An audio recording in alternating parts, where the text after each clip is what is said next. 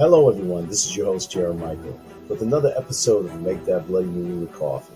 And tonight's episode, we'll be talking about 8 ways on how to make a movie in 2024. Tonight, guys, I'm going to give you some pointers, lights, camera, action.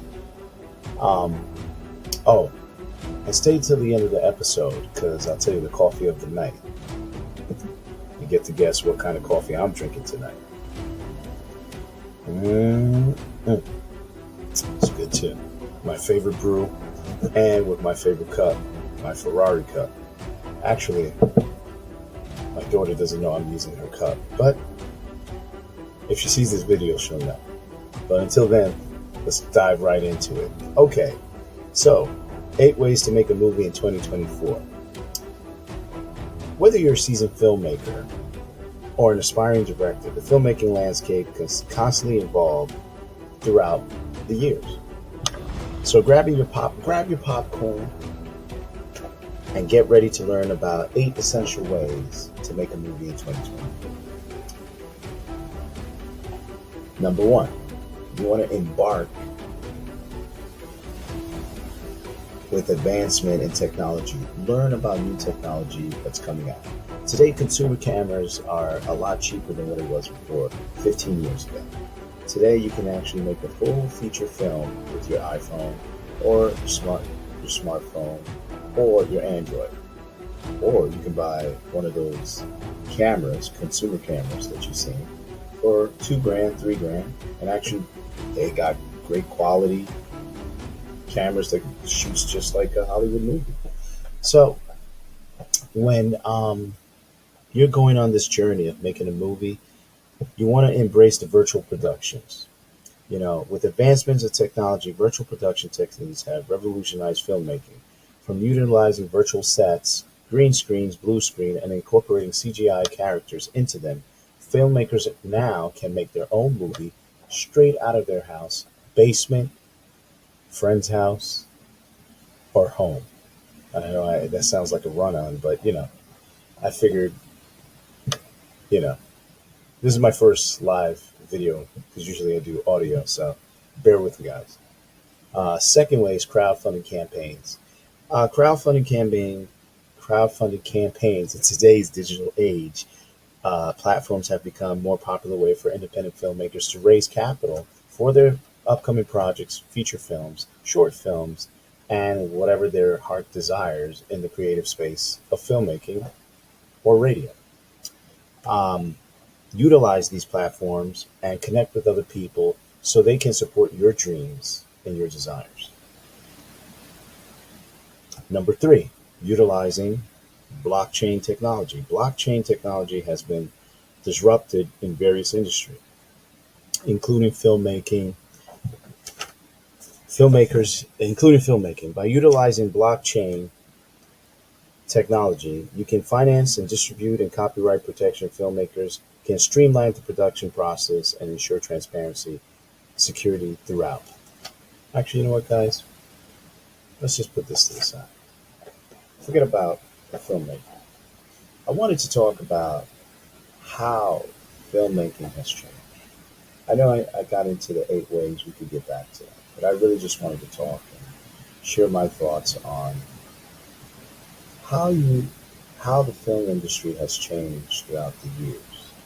I've noticed that our industry has a tendency to go from making beautiful movies to now making it more commercial, and it's more about getting quantity out more than quality. I feel like some stories are there still in the mix, but it's not being pushed to the forefront. It's kind of like they want to play it safe. They want to go with films that they can guarantee them returns, rather than giving the audience a curveball. They'll do a curveball one time, but they wouldn't do a curveball more often, and just show the audience that there's different stories to be told. This is what I believe. And I think our industry has changed drastically throughout the years. Do I think it's getting better? I think we've reached a plateau in creativity and storytelling. I think, there's certain parts of the industry that they're just not opening it up enough to allow creative stories to be told and to be shared. And I think in reality, we as all creative people should be given a voice. And because of technology, because of the internet, it has given us the chance to express who we are and tell our own stories without the big corporation holding us back from sharing our insights. And I think that's a beautiful thing now that we have the tools to do that. There's no excuse. Everybody wants to make money. Obviously, at the end of the day, it's a business, just like any other business. But you got to crawl before you can run. And so when you find a group of people that believe in your vision and your passion, and you create a story that you want to express to the world, everything else will follow. It's a process. And I think we step away from that process, that passion, and that desire to tell a good story. I mean, come on, ladies and gentlemen. We stepped away from that. It's more about the dollars. But guess what? If we tell a great story, you're still going to make this. And I think a lot of egos and a lot of cockiness get in the way of this. So they sit there and they just say, oh, it's all about the money. Yeah, we know that. But if you tell a great story, you can make money. And I think that's my frustration is when I see so many sequels. There's certain movies you don't need to make sequels because a standalone movie is perfect. But if you're going to make a sequel, it got to be interesting. And I think sometimes it's just that story being dragged out and it's not giving enough emotions to the audience to really feel and connect with the characters. And I'm not saying all franchises are like that, but I'm saying that there's some that's it's just they're just trying to pull from the original and milk it, squeeze it to a point where they can't. They're trying to get juice out of something, get juice out of lemonade, but you squeezed up all the lemonades. I mean, come on. That's insane. Sometimes the lemonade has no more juice, and you just got to go with something else. And I think because of ego and pride, it doesn't allow these guys to say, hey, let's look at the bigger picture. So they stick to what they know.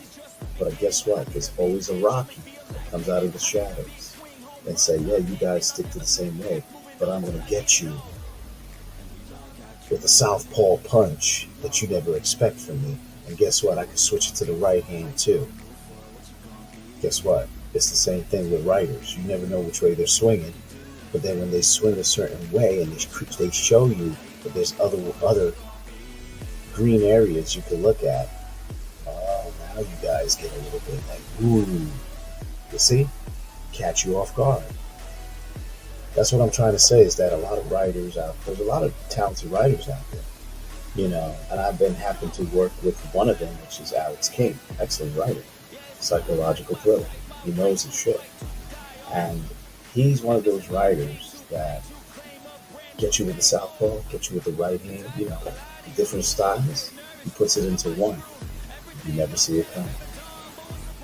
So that's all I wanted to share with you in today's Make That Bloody Movie with Coffee, is my thoughts on how filmmaking has changed throughout the years.